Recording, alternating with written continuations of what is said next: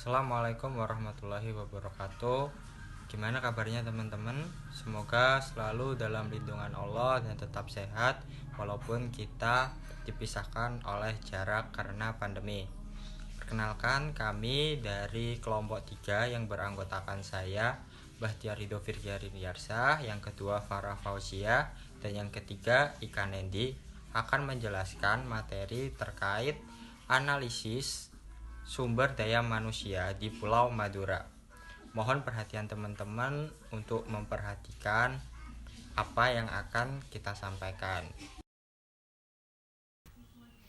Bismillahirrahmanirrahim. Perkenalkan, saya Bahtiar akan melanjutkan materi tentang analisis sumber daya manusia di Pulau Madura. Pertumbuhan penduduk di suatu wilayah terjadi disebabkan oleh beberapa faktor, antara lain ada kelahiran atau fertilitas, kematian atau mortalitas, dan juga adanya migrasi penduduk. Dapat kita lihat pada tabel data Badan Pusat Statistik, laju pertumbuhan penduduk masyarakat Madura pada 4 kabupaten, yaitu Bangkalan, Sampang, Pamekasan, dan Sumeneb dari rentan tahun 2010 dan 2017 mengalami kenaikan. Dari kenaikan tersebut, tentu kita akan berpikir bagaimana hal ini bisa terjadi. Oleh karena itu, mari kita kaji bersama dengan beberapa indikator, yaitu tingkat pendidikan, tingkat kemiskinan, dan sosial budaya di Pulau Madura. Kemiskinan dan pendidikan akan sangat berhubungan erat dengan laju pertumbuhan di suatu daerah.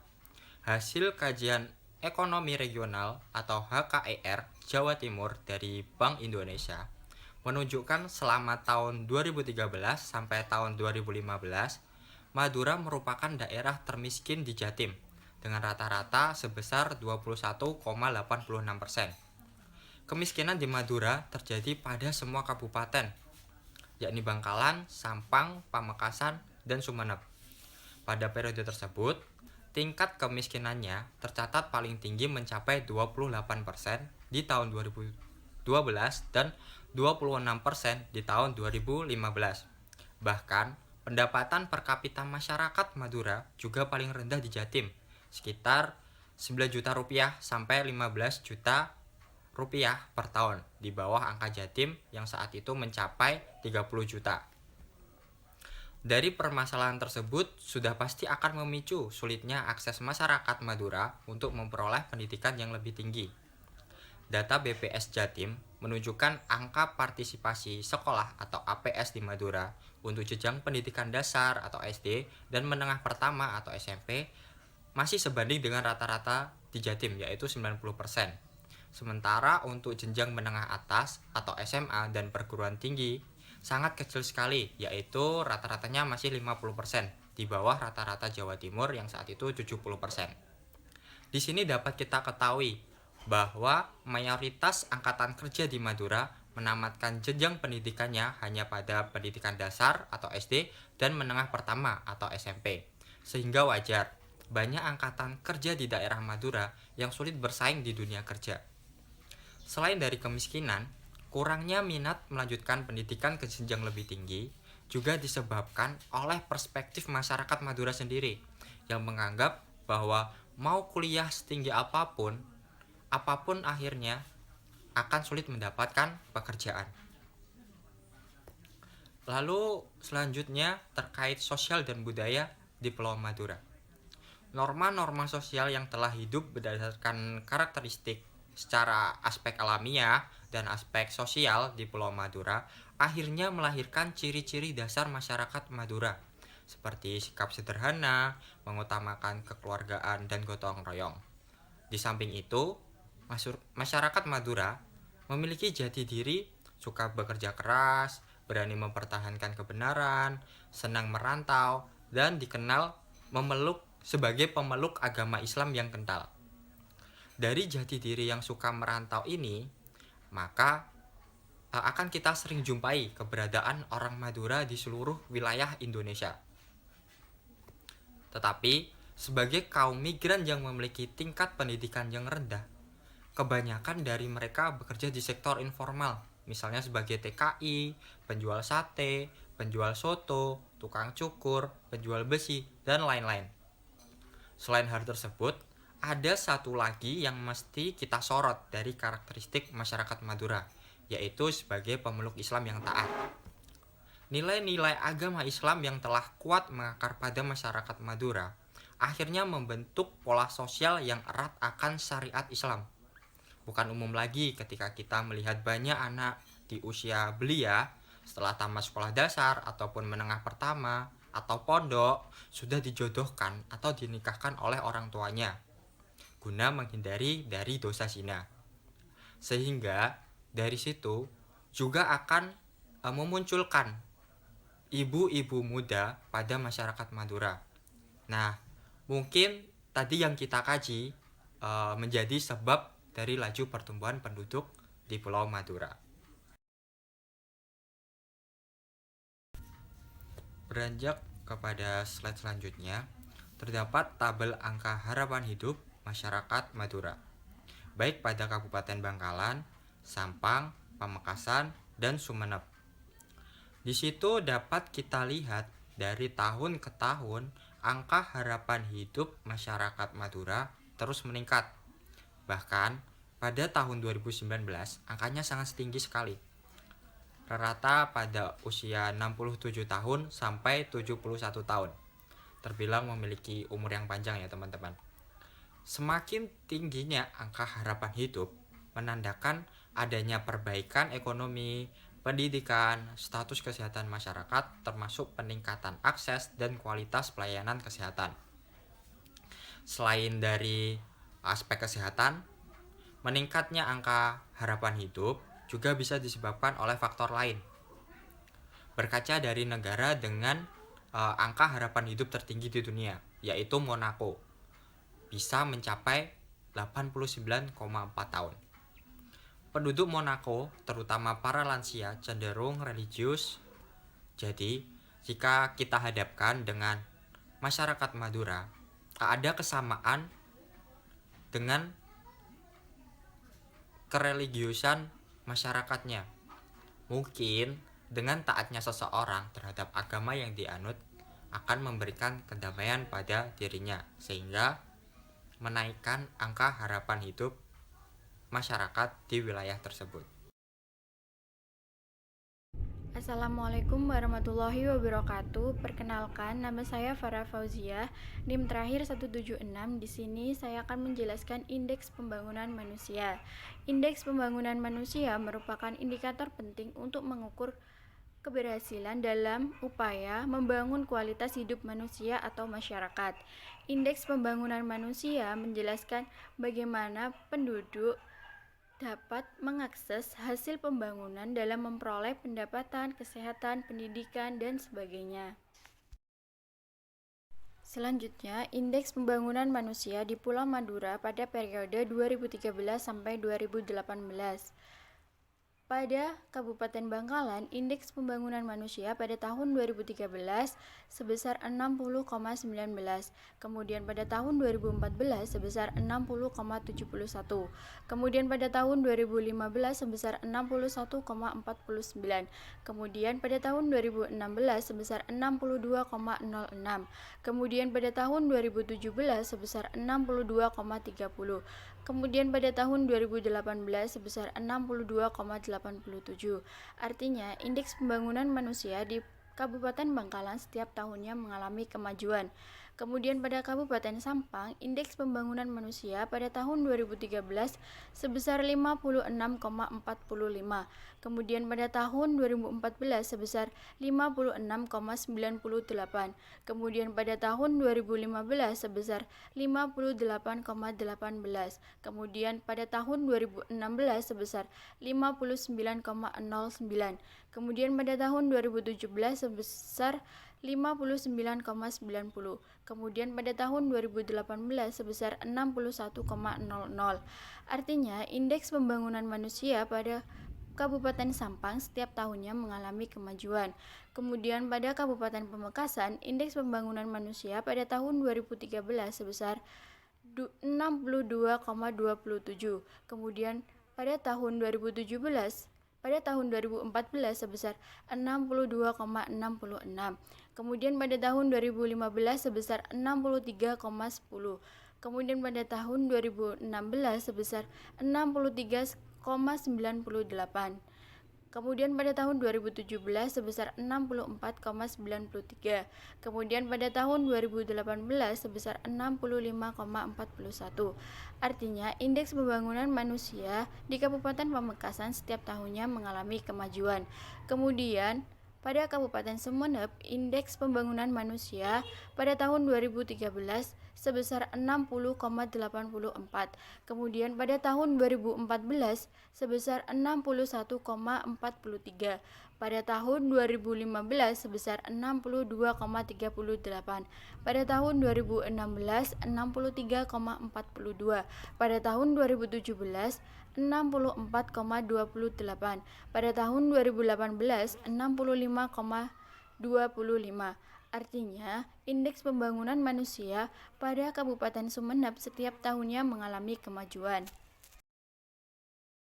Selanjutnya, indeks pembangunan manusia dibentuk oleh 3 dimensi dasar, yaitu yang pertama, umur panjang dan hidup sehat, digambarkan oleh umur atau angka harapan hidup saat lahir. Kemudian yang kedua, pengetahuan, diukur melalui indikator rata-rata lama sekolah dan harapan lama sekolah. Kemudian yang ketiga, standar hidup layak, digambarkan oleh pengeluaran per kapita disesuaikan. Selanjutnya, indeks pembangunan manusia di Kabupaten Bangkalan pada tahun 2018. Indeks pembangunan manusia di Kabupaten Bangkalan pada tahun 2018 sebesar 62,87 dengan harapan lama sekolah sebesar 11,58 dengan rata-rata lama sekolah sebesar 5,33 dengan angka harapan hidup sebesar 69,94 dengan pengeluaran per kapita sebesar 8.393. Selanjutnya, indeks pembangunan manusia di Kabupaten Sampang pada tahun 2018. Indeks pembangunan manusia di Kabupaten Sampang pada tahun 2018 sebesar 61,00 dengan harapan lama sekolah sebesar 11,76 dengan rata-rata lama sekolah sebesar 4,36 dengan angka harapan hidup sebesar 67,79 dengan pengeluaran per kapita sebesar 8.569. Selanjutnya, indeks pembangunan manusia di Kabupaten Pamekasan pada tahun 2018. Indeks pembangunan manusia di Kabupaten Pamekasan pada tahun 2018 sebesar 65,41 dengan harapan lama sekolah sebesar 13,62 dengan rata-rata lama sekolah sebesar 6,35 dengan angka harapan hidup sebesar 67,22 dengan pengeluaran per kapita sebesar 80.536. Selanjutnya, indeks pembangunan manusia di Kabupaten Sumeneb pada tahun 2018. Indeks pembangunan manusia di Kabupaten Sumeneb pada tahun 2018 sebesar 65,25 dengan harapan lama sekolah sebesar 13,07 dengan rata-rata lama sekolah sebesar 5,23 dengan angka harapan hidup sebesar 70,94 dengan pengeluaran per kapita sebesar 8.722. Assalamualaikum warahmatullahi wabarakatuh. Saya Ikan Indi Febrianti, NIM 026. Di sini saya akan menjelaskan tentang sumber daya manusia di Madura. Sumber daya manusia merupakan suatu organisasi yang menempati posisi yang sangat penting di antara sumber daya manusia yang lain. Hal ini dikarenakan sumber daya manusia mempengaruhi efisiensi dan efektivitas organisasi. Berikut beberapa elemen yang terdapat pada budaya Madura. Yang pertama yaitu agama. Suatu kepercayaan dan keyakinan masyarakat Madura terhadap ajaran agama yang dianut, serta berusaha untuk mengamalkan atau diamalkan dalam kehidupan sehari-hari. Yang kedua adalah sikap atau watak. Sikap atau watak merupakan suatu perbuatan yang dilakukan oleh seseorang atau masyarakat yang terlahir karena suatu kebiasaan tanpa melalui suatu pertimbangan dan pemikiran terlebih dahulu. Contohnya seperti memiliki sifat yang keras, watak yang tegas, dan menjunjung tinggi harga diri dan serta kehormatan terhadap yang lebih tua. Yang ketiga adalah etos kerja. Semangat kerja yang ditampilkan atau suatu yang dihasilkan oleh orang-orang Madura di kehidupan sehari-hari. Contohnya, orang Madura sangat dikenal sebagai sosok yang pekerja keras, ulet, tekun, pantang menyerah, dan suka tantangan.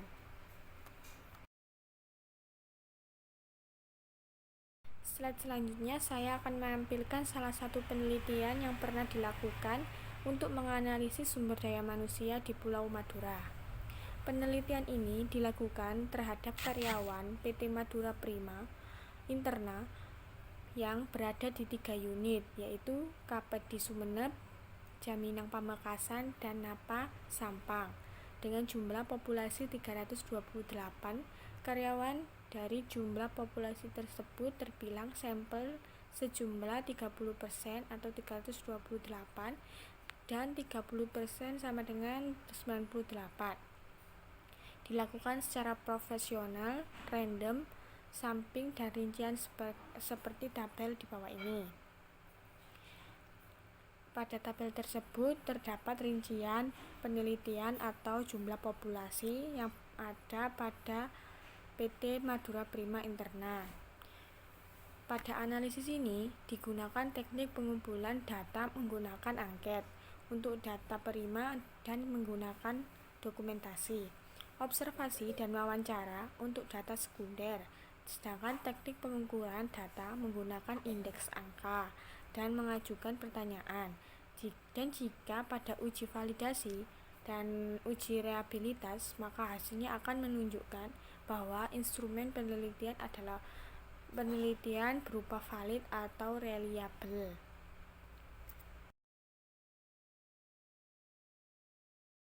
Selanjutnya, pada analisis data yang digunakan dalam penelitian ini adalah analisis deskriptif dan analisis statistik. Analisis deskriptif digunakan untuk menggambarkan elemen-elemen budaya Madura dan kinerja pada karyawan PT Madura Prima Interna yang didasarkan pada hasil tabusi atau inventory instrumen penelitian. Sedangkan analisa statistik digunakan untuk menjawab rumusan hipotesis dengan analisis regresi linear berganda. Fungsi persamaan sebagai berikut. Di situ terdapat fungsi persamaan dan atau rumus serta keterangan yang digunakan pada rumus tersebut. Selanjutnya, untuk mengetahui signifikan atau tidaknya pada karyawan, maka secara tertentu terdapat pada variabel bebas atau elemen-elemen budaya simultan atau bersama-sama. Dilakukan uji F terhadap variabel terikat kinerja karyawan sebagai berikut. Di situ terdapat rumusan variabel terikat kinerja pada karyawan, yaitu F sama dengan R2 garing K dibagi 1 kurangi R pangkat 2 buka kurung N kurangi K kurangi 1 tutup kurung. Setelah melakukan rumusan tersebut, maka kalian akan melanjutkan pada rumus F atau F hitung yang selanjutnya dibandingkan dengan F tabel. Jika sudah melakukan pada perhitungan F hitung dan F tabel, maka selanjutnya akan pada rumus analisa yaitu T sama dengan B1 per B T sama dengan BI bagi SBI. Di situ terdapat pada keterangan-keterangan. Jika analisis itu sudah diketahui, maka ada beberapa tingkatan yang berarti hasil dari pembahasan dalam implementasi. Dari hasil analisis deskripsi tersebut, analisis statistik diperoleh gambaran bahwa elemen-elemen budaya pada Madura pada karyawan PT Madura Prima Interna berkategori kuat. Demikian pula dengan kinerja juga berkategori tinggi. Maka disebabkan oleh beberapa hal. Yang pertama, pada karyawan Prima yang berjumlah 328 orang atau 99% adalah orang Madura, yang perilaku kinerjanya ditampakkan pada karyawan yang tempat kerjanya merupakan bagian dari elemen-elemen budaya Madura. Yang kedua adalah respon dan masyarakat Madura yang tinggal di perdesaan dan masih belum berkomunikasi dengan pihak atau berkomunikasi dengan budaya luar. Dan selanjutnya yaitu pihak ketiga, yaitu manajemen memberikan kebebasan dan keleluasaan terhadap karyawan. Atau pihak kedua itu bereksperimen dalam melakukan pekerjaan serta dalam pandangan manajemen elemen-elemen budaya Madura tidak dengan visi atau misi dan tujuan perusahaan. Yang keempat, perusahaan PT Madura Prima Interna berada di sekitar pemukiman penduduk, tapi pantai atau pembauran antara karyawan dengan masyarakat sekitar. Sekian dari presentasi saya dan teman-teman. Wassalamualaikum warahmatullahi wabarakatuh. Sekian presentasi dari kami, kurang lebihnya kami mohon maaf apabila ada salah-salah kata dan kekurangan dalam penyampaian materi. Wassalamualaikum warahmatullahi wabarakatuh.